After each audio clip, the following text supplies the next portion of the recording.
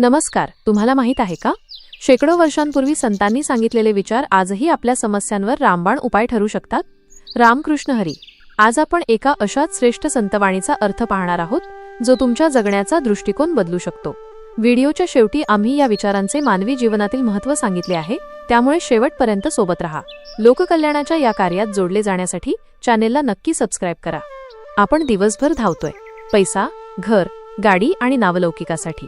पण कधी विचार केलाय का की हे सगळं एका क्षणात संपू शकतं? नरहरी सोनार आपल्या एका अभंगात म्हणतात की आपण पापांचे डोंगर उभे केले, पण पुण्याची शिदोरी मात्र रिकामीच राहिली. आयुष्य व्यर्थ जाऊ नये असं वाटत असेल तर हा अभंग आज तुमच्या जगण्याची दिशा बदलू शकतो. चला जाणून घेऊया या शब्दांमागचा खरा अर्थ. हा अभंग केवळ शब्दांची मांडणी नसून मानवी आयुष्याचा आरसा आहे. आपण ज्या शरीराची आणि संपत्तीची काळजी करतो ती एका क्षणात नष्ट होऊ शकते, याची जाणीव हा अभंग करून देतो. केवळ स्वतःसाठी जगणे म्हणजे आयुष्य व्यर्थ घालवणे होय. परोपकार आणि दानधर्माचे महत्त्व यात अधोरेखित केले आहे. संसाराच्या व्यापात आपण नामस्मरण विसरतो. हा अभंग मनाला पुन्हा मूळ केंद्राकडे, सद्गुरूंकडे घेऊन जातो. संत नरहरी सोनार यांचा हा अभंग मानवी जीवनाचे नश्वरत्व आणि परमार्थाचे महत्त्व अत्यंत परखडपणे मांडणारा आहे. प्रत्येक चरणांचा भावार्थ खालीलप्रमाणे. पहिला चरण. पापांचे पर्वत मोठे मोठे झाले, शरीर नासले अधोगती. भावार्थ.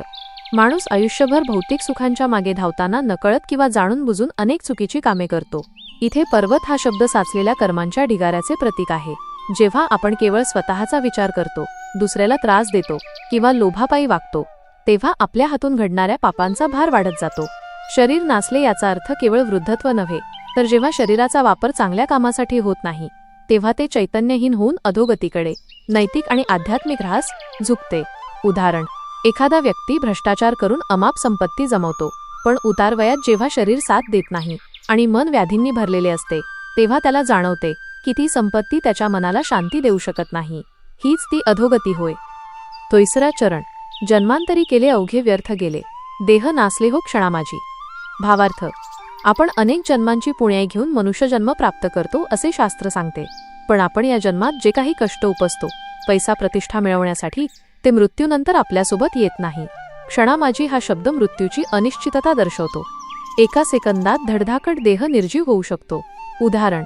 एखादा माणूस आयुष्यभर बंगला बांधण्यासाठी रात्रंदिवस कष्ट करतो, पण ज्या दिवशी गृहप्रवेश असतो त्याच दिवशी जर त्याचा मृत्यू झाला तर त्याचे आयुष्यभराचे अवघे व्यर्थ ठरते. तिसरा चरण. जिणे अशाश्वत देह नाशवंत, अवघे सारे व्यर्थ असे देखा. भावार्थ. जगण्यात कोणतीही शाश्वती नाही. आज जे आहे ते उद्या नसेल. आपण ज्या गोष्टींना माझे म्हणतो, घर, नातेवाईक, पद, त्या सर्व तात्पुरत्या आहेत.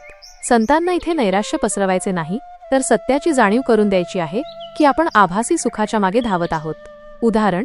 समुद्राच्या लाटांवर फेस येतो आणि जातो, तसे आपले सुख दुःख आणि हे अस्तित्व आहे. ज्याप्रमाणे आपण भाड्याच्या घरात राहतो, तसे हे शरीर आत्म्यासाठी एक भाड्याचे घर आहे. चौथा चरण. काही नाही दान, काही नाही पुण्य, जन्मासी येऊनी व्यर्थ जाय. भावार्थ.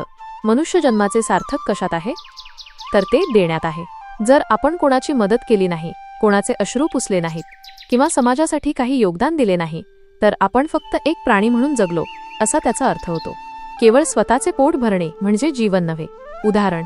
झाड स्वतः फळे खात नाही, ते दुसऱ्याला देते. जर झाडाने फळे दिलीच नाहीत तर त्या झाडाचे अस्तित्व व्यर्थ ठरते. तसेच माणसाचे आहे. पाचवा चरण. परोपकार काही नाही केला देवा, सद्गुरू केशवा हृदयी घ्यावा. भावार्थ.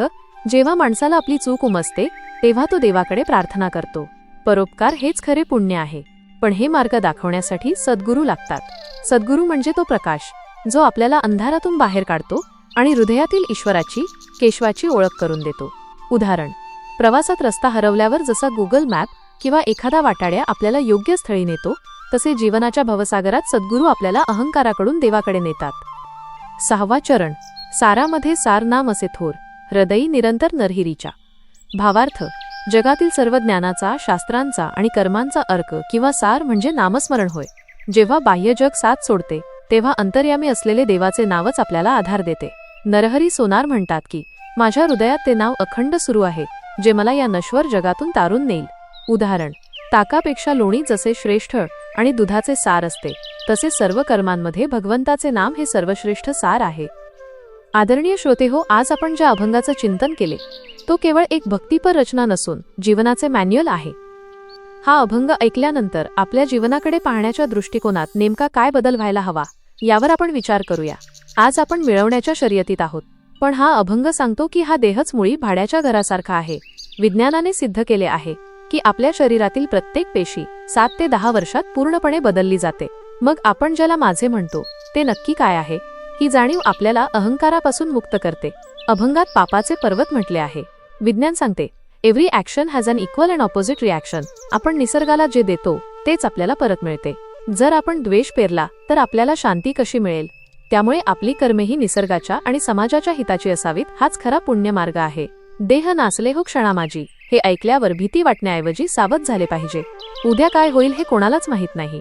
मग जे काही चांगले करायचे आहे ते आजच का नको? हा अभंग आपल्याला प्रोक्रॅस्टिनेशन, टालमटाळ सोडायला लावतो. शेवटी संत नरहरी म्हणतात, नाम असे थोर. धावपळीच्या जगात आपले मन विखुरलेले आहे. विज्ञानानुसार ध्यान आणि नामस्मरणामुळे मेंदूतील कॉर्टिसोल, तणाव संप्रेरक कमी होते.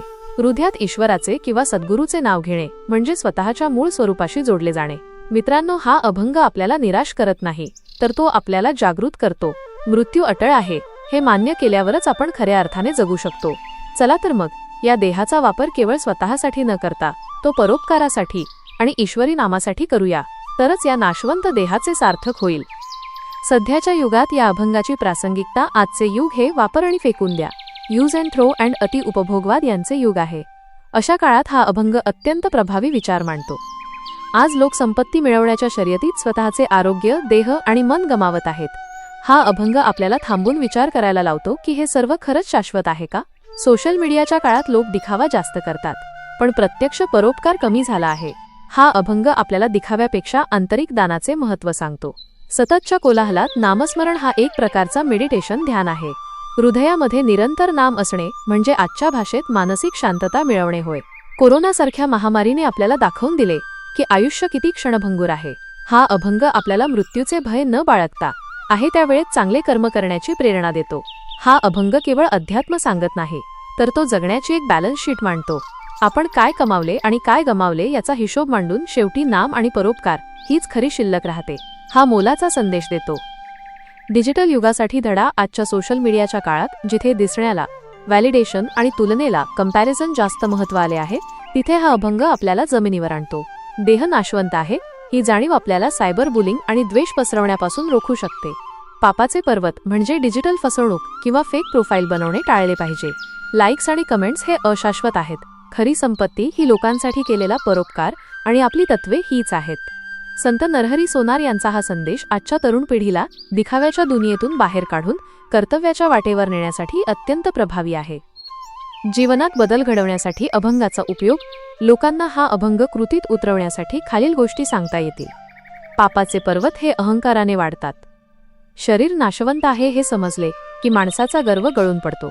आजपासूनच कोणाला तरी मदत करण्याची सवय लावा, कारण शेवटी फक्त आपले पुण्य सोबत येते. कामात असतानाही मनात देवाचे नाव घेणे. सारामध्ये सार नाम असे थोर मानसिक शांतता देते. क्षणामाजी देह जाऊ शकतो, म्हणून चांगली कामे उद्यावर न ढकलण्याचा निश्चय करणे. आधुनिक उदाहरण. कल्पना करा, अनिकेत नावाचा एक तरुण एका मोठ्या IT कंपनीत काम करतोय. दिवसाचे 14 ते 14 तास तो लॅपटॉप समोर असतो. प्रमोशन मिळवण्यासाठी तो सहकाऱ्यांशी स्पर्धा करतो. कधीकधी कोणाचे क्रेडिट स्वतः घेतो, घरच्यांना वेळ देत नाही आणि चिडचिड करतो. अचानक एक दिवस कंपनीत टाळेबंदी, ले ऑफ होते आणि अनिकेतला कामावरून काढले जाते. ज्या पदासाठी त्याने शरीर झिजवले, पाप पुण्य विसरला, ते पद एका क्षणात गेले. देह नासले हो क्षणा माझी. अशा वेळी त्याला जाणवते की ज्यांना त्याने शत्रू मानले ते ऑफिसचे राजकारण किती व्यर्थ होते. हा अभंग अनिकेतला सांगतो, मित्रा, करिअर कर, पण त्यात स्वतःला हरवू नकोस. ऑफिसमधील राजकारणापेक्षा पापांचे पर्वत, तुझे मानसिक स्वास्थ्य आणि घरातील संवाद, परोपकार, प्रेम जास्त महत्त्वाचे आहेत. कामाच्या ताणाखाली नाम, अंतर्मनाचा आवाज हरवू देऊ नकोस. सध्याच्या काळातील नवीन पिढीसाठी अभंगाचा संदेश. हे बघा मित्रांनो, आपण सगळेच सध्या फोमो, मिसिंग आउट आणि व्हॅलिडेशनच्या मागे धावतोय. इंस्टाग्रामवर परफेक्ट फीड, महागड्या गाड्या आणि करिअर गोल्सच्या नादात आपण एक महत्त्वाची गोष्ट विसरतोय, द एक्सपायरी डेट. हा अभंग म्हणतोय, स्टॉप होर्डिंग डिजिटल बॅगेज. तुमचे पापांचे पर्वत म्हणजे आजच्या काळात तुमची वाढलेली निगेटिव्हिटी, ईर्ष्या आणि ट्रोलिंगची वृत्ती आहे. हे तुमच्या मेंटल हेल्थला अधोगती खाली नेतंय. Life is temporary, no cap. आपला देह म्हणजे एक असं डिव्हाइस आहे ज्याची बॅटरी कधीही संपू शकते. आपण सॉफ्टवेअरवर, आत्म्यावर लक्ष द्यायला हवं, फक्त हार्डवेअरवर, लुक्सवर नाही. Main stream versus meaningful. आयुष्यभर फॉलोअर्स कमावले तरी शेवटी ते व्यर्थ आहेत जर तुमच्याकडे मानसिक शांती नसेल. द मास्टर की माइंडफुलनेस. नाम संतांनी ज्याला नाम म्हटलंय त्याला आज आपण माइंडफुलनेस किंवा स्टेइंग इन द मोमेंट म्हणू शकतो. जगाच्या गोंधळात स्वतःच्या आतल्या आवाजाशी सद्गुरू कनेक्ट होणे हाच सर्वात मोठा लाईफ हॅक आहे.